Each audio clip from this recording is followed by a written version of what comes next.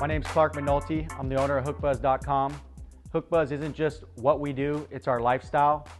We're here selling product, but more than that, it's us being on the water, enjoying the environment, the people that we're with, and anything that comes along with that. It's one of those things that I get to do to break away from sort of the everyday rat race in LA. And I know everybody out there sort of has that mindset where they get stuck in their groove. You know, they're doing their 9-to-5 job, they're about to pull their hair out. It's the same thing for me, and it's the same thing for our whole crew. But what's different for us is that we're trying to create this lifestyle with Hookbuzz.com that allows us to get out there and travel around a little bit and do things that might not be normal to every other person out there walking around this planet. The first time I saw a shipwreck was diving off the coast of Southern California, Los Angeles.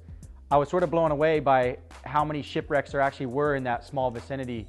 The Avalon was a boat that I think was built in the mid-20s, was commissioned as a merchant marine vessel by the Navy twice during its lifetime, then was bought by the Wrigley Spearmint Gum family. It crashed on the reefs off of Palos Verdes back in the mid-50s. My name is Garrett Clark. I'm from Palos Verdes, California, and I am a Hookbuzz team member. So the Avalon wreck was an interesting dive. It's something close to home, you know, personal to us because it's near our stomping grounds. You know, it was a World War II transport ship. Took people back and forth from the LA harbor to Avalon, hence the name Avalon. I think there's actually a street down here named Avalon after the vessel. The vessel sits, I believe, in 70 feet of water, relatively calm water, not much current there. It was a great dive. Get down there, you see the bow coming up, beautiful bow structure, it's still intact. Various caverns you can go through. You can get right inside the kind of rib cage of the hull, and it's an amazing wreck dive. You know, really good beginner kind of amateur wreck dive for everybody to get their hands wet with wreck diving. As we got older and we got into diving, we did our research, did our homework, realized it is specifically on the bottom there for one reason. It was there because that was the salvage boat that came up to pull the Dominator off the rocks. What happened was, during that process, with the Dominator stranded, the Avalon started taking on water in a storm. Some of the bilge pumps broke, the boat sank right there. The only thing that's left of the Avalon is the crane that they used to salvage the Dominator and the bow and the stern section. My name is Kirk McNulty from Palos Verdes, California. Co-founder of Hookbuzz.com, and been diving for about 6 years. I guess my first experience with the ocean was growing up with my father. He's an avid sailor and ex-Navy SEAL, so he had us around the ocean, and at an early age, at early 20s, started scuba diving, and then got into doing it as a profession, and from there, you know, went on to now being a co-owner in a fishing and diving website. You wonder, you know, what happened to these people? You know, that's the mystery of diving the wrecks, is why I dive wrecks today, is to learn the storyline and what happened. The adventure of the whole thing is kind of what keeps me wreck diving today. There's less known about what's on the bottom of the ocean than there is about what's up in space. You know, there's 3/4 of this planet is water. You know, you never know what you're going to encounter, and just to be able to show people, you know, what our lifestyle and what we get to experience and see, it's a pretty special thing. So there's one motto I try and live my life by, and it's not how many breaths you take, but how many moments take your breath away. And today, you know, that rings true in my everyday life. My name is Brett Johnson. Most people call me BJ, and I am on the Hookbuzz dive team. My first experiences with the ocean came at a pretty young age. Just growing up on a coastal town in LA, pretty much was introduced to it as soon as I could walk. I was in the water swimming and surfing, diving, every chance I had.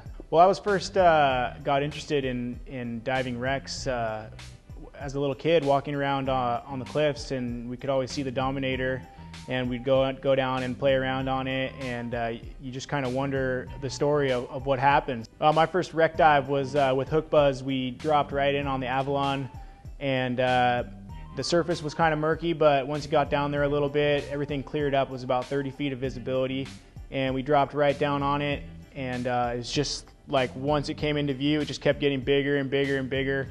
And I didn't really know, when I was going to get to it. And then I'm on the bottom, and the thing is just towering over me, and it's huge. It's like it almost reminds you of like a graveyard type atmosphere where everything's kind of decrepit, but it really kind of gets your imagination flowing about what it was like.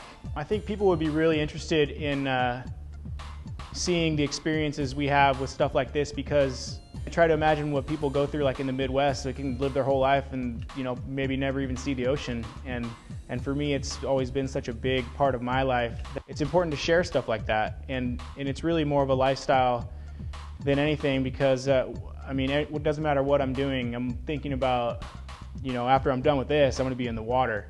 My name is Ted Rifkin. I'm from Chicago, Illinois. Right now I am living in Southern California, and I'm a part of the Hookbuzz.com crew and dive team. Being in Chicago, actually on Lake Michigan, there are a ton of dive wrecks. Me and a couple buddies, we always talked about wanting to go on an actual dive wreck. So found a company that did charters to this one dive outside of Milwaukee. So it's probably like an hour-and-a-half boat ride.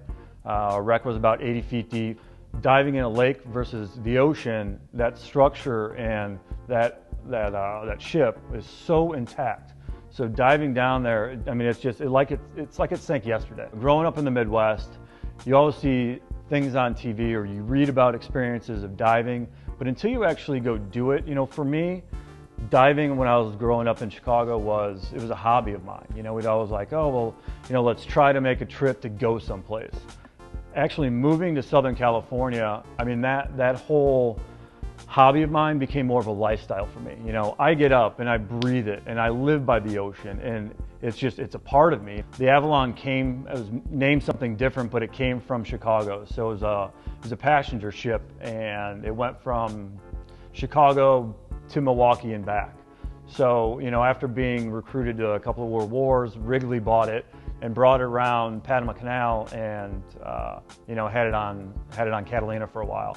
And then the ship finally sank due to some bad weather and it trying to pull the Dominator off the shore. But for me, going down there and to actually see that shipwreck in person, is really cool, because it has a lot of history for me growing up in Chicago. So that was a really special dive for me. Going down there, I thought there was going to be a lot more structure. Obviously, saltwater has a lot to do with the corrosion and everything on ships, but it's still, seeing the picture of the ship and actually going down to actually check it out underwater, 50 years after it sank, for me it was a really, really cool experience. Most people are intrigued and curious about sort of what lies beneath. For us to make this series and show people what our lifestyle is about at Hookbuzz, is important for us to be able to capture those images on camera, on film, and show the audience that, there's a whole nother world out there. I mean, how many people actually get a chance to put on the scuba gear, dives, fins, mask, wetsuits, weight belt, tanks, and actually get the experience and get down to the depths of the ocean